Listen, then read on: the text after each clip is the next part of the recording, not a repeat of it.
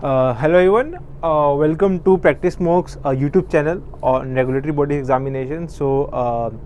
आज के streams Chronicle का लेक्चर जो है हमारा काफ़ी इंपॉर्टेंट है कंसिडरिंग नबार्ड फेज़ 2 आ रहा है या फिर बाकी एग्जाम्स के लिए भी this particular fund of NABARD is important. बाकी NABARD has so many funds, it has I think funds in 2 digits. I think if you read the NABARD's annual report, you will find there are so many funds, like financial inclusion fund is there, warehousing development fund is there, rural infrastructure promotion fund is there. There are so many other funds under NABARD. So what the purpose of these funds we will see, but we will see only those funds which have been in news and which are quite important for us to learn, है ना. Like rural development infrastructure fund RDIF fund. तो ये fund I remember NABARD last year 2022 के अंदर भी यहाँ से question आए थे. इस साल I have not seen in phase 1 2023, but in phase 2 of NABARD question can come from here because I think NABARD annual report में काफ़ी बड़ा इसके ऊपर एक्सप्लेनेशन सेक्शन दे रखा है. तो प्लस आई थिंक क्योंकि अगर मेरे को लगता है जो फेज़ 1 में चीज़ में भी शायद नहीं कवर हुई है, दे मे cover it in a detailed manner. Plus this is a very flagship fund of NABARD, so it is important for us to learn about this fund. ठीक है. So क्या है इसकी बात करते हैं, रूरल डेवलपमेंट इंफ्रास्ट्रक्चर फंड. ठीक है, ये rural infrastructure development fund basically it is rural infrastructure development fund RIDF. ठीक है. So what is this fund? देखो, this is a fund which NABARD has and it has some amount. Now what NABARD will do? NABARD will use this fund to allocate as a loan, as a grant to different projects. Now what are these projects? These projects are projects based in rural areas. Now in rural areas, what are these? These could be agriculture, allied sector, rural development programs, connectivity programs, या बाकी जो rural development में programs हो रहे हैं, it could be to some artisans working in rural areas, handicrafts in rural areas. So fund can also be disperse in those areas. ठीक है, date we will see कि फंड कहाँ कहाँ पे जा सकता है. ठीक है. तो ये RIDF जो हमारा फंड है कब सेटअप हुआ, कब हुआ, हम आगे पढ़ेंगे. इससे पहले एनुअल रिपोर्ट के अंदर इसके बारे में कुछ इन्फॉर्मेशन दी थी which is very important for NABARD mains. बहुत ज़्यादा इंपॉर्टेंट है. इट इज़ दिस की सिंस इसको सेटअप हुए आई थिंक 96 में 95-96 में ये हुआ था, तो ऑलमोस्ट 28 साल हो गए. तो इस साल फाइनेंशियल 23 की जो थी 22-23 यानी फाइनेंशियल ईयर 22-23 या फाइनेंशियल 23 कह लो, उसके अंदर 28th ट्रांस थी वो. तो उसको अराउंड कितना पैसा उसके अंदर एलोकेट किया गया, फंड्स को कितना उसमें एलोकेट किया गया RIDF के थ्रू, कितना पैसा नीचे ग्राउंड पे गया. NABARD received an allocation of 39, पर नबार्ड के पास इतना पैसा आया which was 32%, around 33%, almost 1/3 more than the what they have got in financial year 2022. In turn, it sanctioned, sorry, this is what NABARD received. Now what NABARD has sanctioned, they sanctioned this much amount in 2020 financial year 22-23. ठीक है, जिसमें से 41% पैसा गया हमारा agriculture related projects के अंदर. ठीक है, इसमें से 41% पैसा गया एग्रीकल्चर रिलेटेड प्रोजेक्ट्स के अंदर. ठीक है. Though 49% of all projects were in the social sector, the project values were smaller. देखो, ये बात करें नंबर ऑफ प्रोजेक्ट्स की. ठीक है, अब ये 41% का ये अमाउंट का था, बट नंबर ऑफ प्रोजेक्ट्स के टर्म में कहा गया कि 49% of all projects were in the social sector, but इसका खाली अमाउंट में सेक्शन 26% था. ठीक है. तो ये जो है ये इंपॉर्टेंट हमारे लिए. They can ask question from here in our mains, है ना. मेंस में यहाँ से क्वेश्चन आ सकते हैं, either it be in paragraph based और इन 1 मार्कर बेस्ड. ठीक है, क्योंकि दिस डेटा इज इंपॉर्टेंट. ठीक है. इसके अलावा कुछ एक ये पिक्चोरियल डेटा दिया गया बेसिकली कि under the RIDF fund 5.4 lakh kilometre rural roads have been made, 376.0 lakh hectare irrigation potential have been created using the fund, and 13.3 lakh meter rural bridges have been made, and apart from it around 3030 around crore person days को non recurring employment creation की है. मतलब इतने दिन की, है ना, almost 3000 crore दिन की पर्सन डेज. बेसिकली क्या है ये, अगर इसको divide by number of days कर दें, टोटल एम्प्लॉयमेंट कर दें, तो वहाँ पे पर्सन निकल आएगा. सो इट इज़ बेसिकली कि टोटल कितने दिन, टोटल जिन्होंने काम किया अंडर IIDF फंड के, उन्होंने टोटल कितने दिन काम किया है.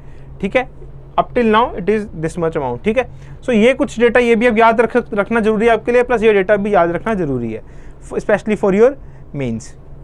हाँ, अगर कोई दूसरा एग्जाम दे रहा है, may be not NABARD specific, if they are giving some other exam, though, so they can leave this data. I would say this is not then important for them. The important thing comes in the next slide, ठीक है। But those who are giving mains, those thinking to give mains, जिनका लग रहा है उनका pre हो जाएगा, है ना, those who will be eligible if they clear prelims, they, for them the data is very important. Now comes the static part of the scheme, the fund basically. So it was set up in 95-96 as I told you, ठीक है। पहले इसका corpus था 2000 crore, but अब इसका corpus कर दिया गया है 50,000 करोड़ रुपए का इन 23-24, ठीक है। तो ये याद रखना, ये पूछा जा सकता है हमारे एग्जाम में, ठीक है। तो दिस कैन बी आस्क्ड कि यह 50,000 करोड़ कर दिया गया है।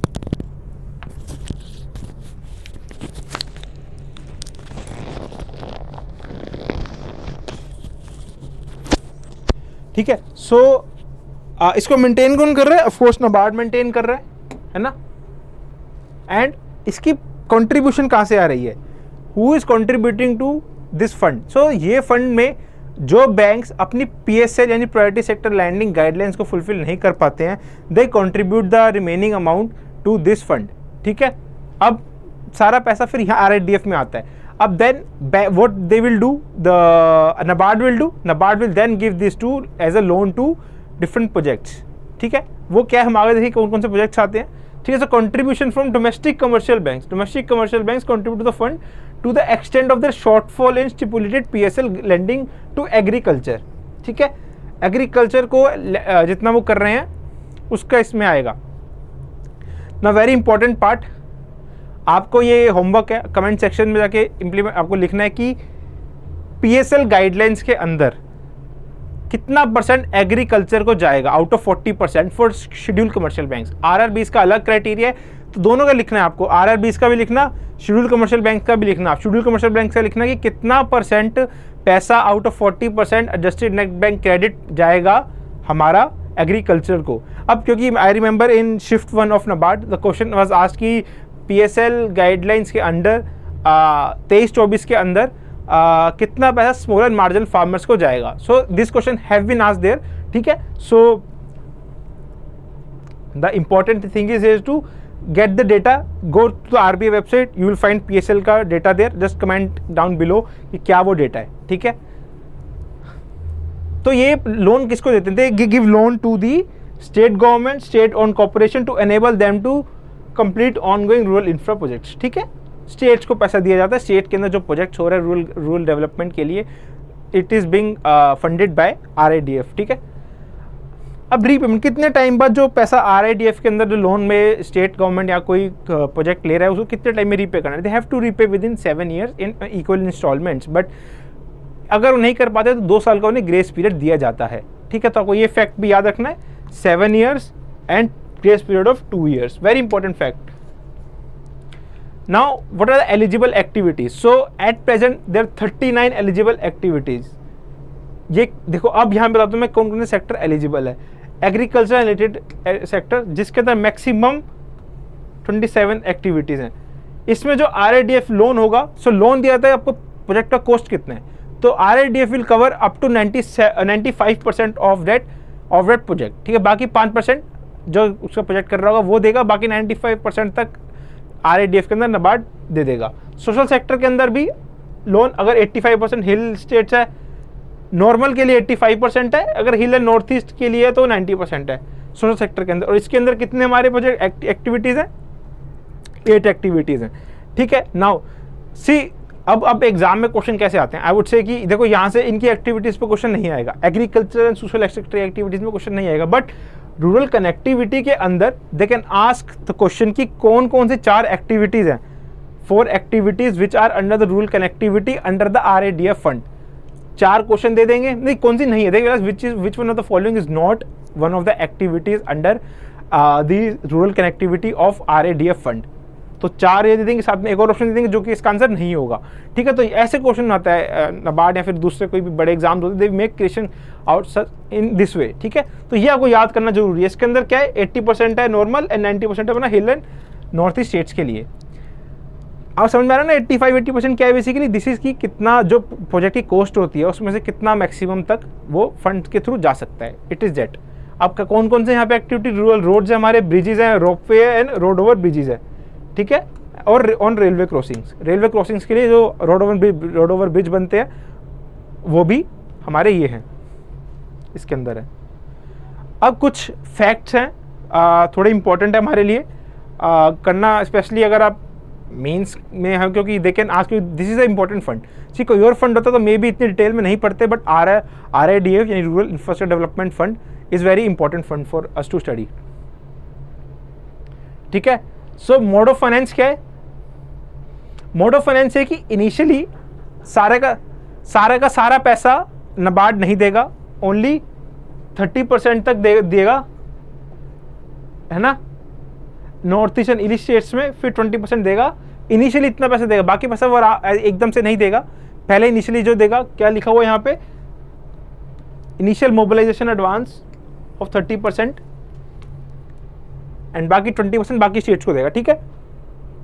अब क्वांटम ऑफ लोन कितना रहेगा, देखो ये मैं ऑलरेडी बता चुका हूँ कितना रहेगा, जो पीछे मैंने लिमिट बताई थी कि डिफरेंट एग्रीकल्चरल के लिए आई थिंक 95% थी, बाकी जो सोशल एंड रूरल कनेक्टिविटी थी उनके लिए अलग लिमिट थी, and it is different for states and north east states, ठीक है। So it is different. अब कभी कभी क्या होता है कि किसी की कॉस्ट बढ़ जाती है, कोई प्रोजेक्ट कहेगा कि मैंने जो एस्टीमेट कॉस्ट लगाई जिस पे मेरे को लोन मिला, अब मेरे को लगा मेरी कॉस्ट ज़्यादा है, तो क्या उनको एडिशनल लोन मिलेगा फिर? हाँ, मिल सकता है, अगर वो cost with in 2 years of the earlier sanction होती है, तो ये इफेक्ट हमारे लिए बहुत इंपॉर्टेंट है, ठीक है। Cost acceleration proposals of certain genuine reasons are considered within 2 periods of the sanction, ठीक है। अब रेट ऑफ इंटरेस्ट कितना लगेगा? रेट ऑफ इंटरेस्ट लगेगा, it will be link to the bank rate, ठीक है। जो बैंक रेट होगा उस टाइम पे उतना रेट लगेगा, तो एक मिनिमम रेट लगेगा, ठीक है, ज़्यादा रेट नहीं लगेगा बैंक रेट पे जो होगा। अब पेमेंट कैसे करनी है? जैसे मैंने बताया, loan to be repaid in equal instalments with in 7 years from the date of withdrawal including a grace period of 2 years। अब ठीक है, अब क्या इंटरेस्ट जो पे करना है, क्या कितने फ्रीक्वेंसी में पे करना है, it will be paid at the end of each quarter, ठीक है। एंड ये फैक्ट हमारे लिए इंपॉर्टेंट है, interest shall be paid at the end of each quarter, ठीक है। So this is basically the repayment period, rate of interest, quantum of loan and mode of finance. Then क्या penal interest है इस पे? Interest on the overdue interest amount is to be paid the same rate as applicable to the principal amount, ठीक है। So there is a penal rate, ठीक है। सो इसका तो इतना कुछ याद करने की जरूरत नहीं है, but the things I have told you like the repayment period and rate of interest and this thing cost escalation proposals, these are important for NABARD mains, ठीक है। बाकी एग्जाम्स के लिए आई डोंट थिंक सो इतना detail में आएगा, but for NABARD mains this is very important. या फिर आप कोई और अगर कोई एग्रीकल्चर रिलेटेड एग्जाम है जहाँ पे GA का स्कोप है, for them it is important. अब ये क्वेश्चन है, इसको सॉल्व कीजिएगा वीडियो पोस्ट करके, very important question. So I hope आपने सॉल्व कर लिया हो। so, यहाँ पे करेक्ट वन पूछा गया है, ठीक है, ऑफ RIDF, ठीक है। अब पहला स्टेटमेंट है, the interest shall be paid by monthly, no, quarterly है।